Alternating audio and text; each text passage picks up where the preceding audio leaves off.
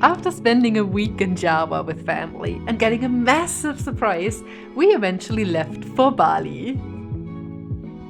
The island of gods would become my new home for the next 2 months, and I'm gonna take you along with me for some thorough exploring. We were off to a great start in Ubud, enjoying temples, rice fields, and one of the most amazing accommodations we've ever stayed.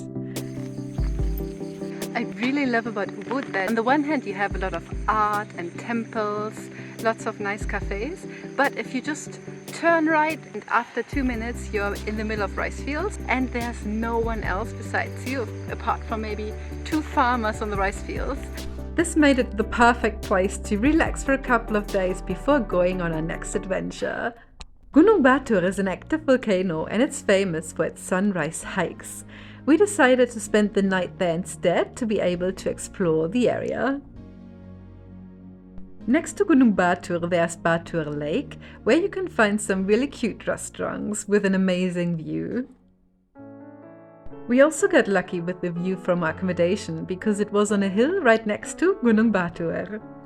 It was also the most affordable accommodation we booked during our entire stay, and for 13 euros a night we got amazing value for money. In the evening we had some time to explore the neighborhood, and apparently we had some very adorable neighbors. Besides tourism, a major source of income in this area is agriculture, and it was really fun to walk through all these small farms. Have you ever wondered what a cashew nut tree looks like? Here it is. At night the whole area was lit up by these fires, which looked incredible, but unfortunately it also made the air quality deteriorate, so I wasn't too unhappy that we only spent one night at Gunung Batur. On the way back we stopped at these really cool lava fields where we went for a very quick walk. Also, I can highly recommend stopping at the cafes next to Gunung Batur, from which you have one of the best views, in my opinion. You can see exactly where the lava went. It's kind of nice to come for a day trip or even stay overnight like we did. But after visiting rice fields and volcanoes, we were ready to go to the beach. This is Pantai Saba, which is one of the closest beaches to Ubud. However, there are really not many tourists here as it's very local, it has black sand, and it's just a very calm and relaxing place to chill. If you like a more local, quiet and relaxed atmosphere, but Pantai Saba is a bit too relaxed for you, you may want to try out Pantai Cemagi. It's a bit west of Canggu, but here you can still find beautiful rice fields and local restaurants with affordable prices right next to the beach. There's a major difference between eating at local restaurants and all the fancy ones. I paid for a mango juice, a chap chai and some rice, a total of 35,000, which is about 2 euros. And for dessert I got a view that was absolutely priceless. After a very relaxing start of my trip, it was time to join the hustle and bustle of Canggu. I got this accommodation for a whole week and managed to get a very reasonable price. Let me show you around. Welcome home.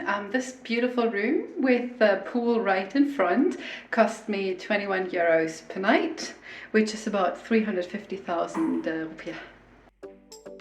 I spent my week working away in some of the coolest cafes I have ever visited, like this one where I had actual fish floating on top of me while I was enjoying my delicious smoothie bowl.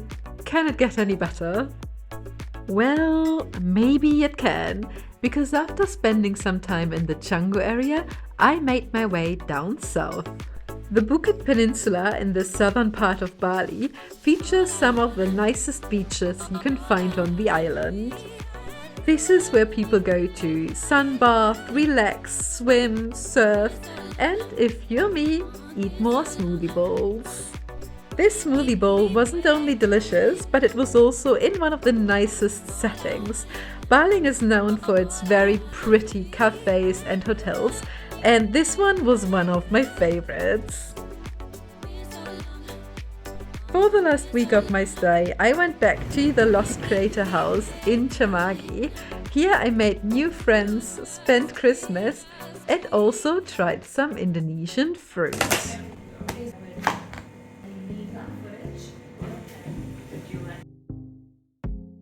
We bought fruit for 89,000 rupiah, which is about 6 euros, and we got tons, and part of it is durian, the stinky fruit, and Nina volunteered herself to try it for the very first time. Let's go! Cheers!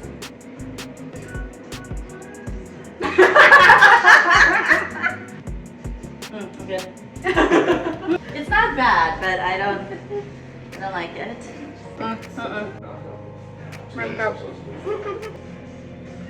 It smells really bad. I don't like it. I really don't like it.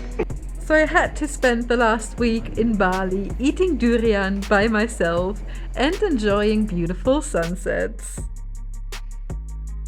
Then I made my way to the next country. If you're curious where that may be, please subscribe to the channel and I hope to see you in the next video.